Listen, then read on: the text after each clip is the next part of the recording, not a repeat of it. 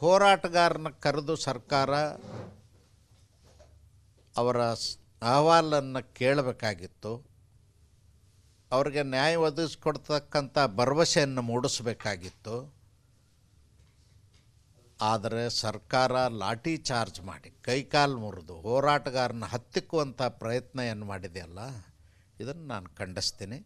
ಇದು ಭಾರತೀಯ ಜನತಾ ಪಕ್ಷ ಪ್ರಬಲವಾಗಿ ಇದನ್ನು ವಿರೋಧ ಮಾಡ್ತದೆ. ಹೋರಾಟಗಾರನ ಕರೆದು ಸರ್ಕಾರ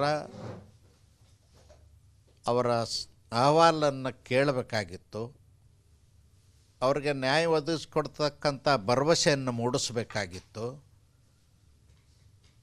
ಆದರೆ ಸರ್ಕಾರ ಲಾಠಿ ಚಾರ್ಜ್ ಮಾಡಿ ಕೈಕಾಲು ಮುರಿದು ಹೋರಾಟಗಾರನ ಹತ್ತಿಕ್ಕುವಂಥ ಪ್ರಯತ್ನ ಏನು ಮಾಡಿದೆಯಲ್ಲ, ಇದನ್ನು ನಾನು ಖಂಡಿಸ್ತೀನಿ.